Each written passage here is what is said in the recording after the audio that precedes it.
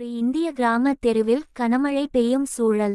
சுமார் 7 முதல் 8 வரை வயது சிறுவன், குறுகிய கருப்பு முடி, பழைய சட்டையும் ஷார்ட்டும் அணிந்தவன், கண்ணைமான பாதையில் கால்பதித்து தண்ணீரில் நனைந்து நிற்கிறான்.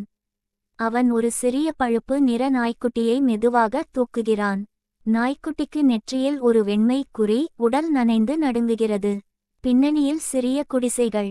மனநெகிழ்ச்சியான ராஜு நாய்க்குட்டியை வீட்டுக்குள் கொண்டு வருகிறான். மண் சுவர்களுடன் கூடிய எளிய கிராம வீட்டு உள்ளே ஒரு எளிய புடவை அணிந்த தாய் கதவின் அருகே நின்று கவலையுடன் ராஜுவை பார்க்கிறாள். ராஜு நாய்க்குட்டியை அணைத்தபடி முன் நின்றிருக்கிறான். நாய்க்குட்டி தூய்மையான பார்வையுடன் மேலே பார்க்கிறது. தாயின் முகத்தில் சஞ்சலம். ஒரு மூலையில் மந்தமான விளக்கு ஒளி பரவுகிறது.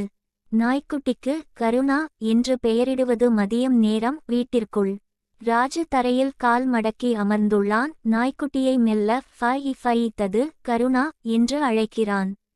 நாய்க்குட்டி வாலாட்டி மகிழ்ச்சியுடன் இருக்கிறது.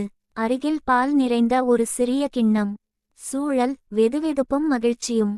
ராஜு மற்றும் கருணா விளையாடுகிறார்கள். விளைநிலம் அருகே உள்ள பசுமை மேடையில் வெயிலில் ஒளிரும் காலை. ராஜு சிரித்துக்கொண்டே ஓடுகிறான். அவரது பக்கத்தில் கருணா விரைவாக ஓடுகிறாள். அவள் ஒரு துணிப்பந்தை துரத்துகிறாள். இருவரும் மகிழ்ச்சியுடன். பின்னணியில் மரங்கள் மற்றும் குடிசைகள். காட்டில் ராஜு திசை தவறுகிறான். கருணா உதவி கேட்க ஓடுகிறாள். அடர்ந்த காடு, மரங்களால் சூழப்பட்டிருக்கும். ஒளி குறைவாக உள்ளது. ராஜு தனியாக நிற்பவன், முகத்தில் பயமும் குழப்பமும். கருணா அவனை நோக்கி பார்த்துக்கொண்டே ஊருக்கு திரும்ப ஓடுகிறாள். அவளின் முகத்தில் அவசரம் தெளிவாக தெரிகிறது. தரையில் வாடிய இலைகள் மற்றும் காட்டுச் செடிகள். ஊரினர் ராஜுவையும் கருணாவையும் வரவேற்கிறார்கள். கிராமத்தின் நுழைவுவாசல். மாலை நேர ஒளி. மகிழ்ச்சியுடன் நிறைந்த ஊரினரின் கூட்டம். அம்மா ராஜுவை கட்டியணைத்துக் கொண்டிருப்பாள். கண்களில் கண்ணீர். கருணா அவர்களுடன் நின்று பெருமிதத்துடன் இருப்பாள். சிலர் கருணாவை. கதையின் முடிவு. ஒரு நாய் வெறும் ஒரு விலங்கு அல்ல, அது ஒரு குடும்ப உறுப்பினர்.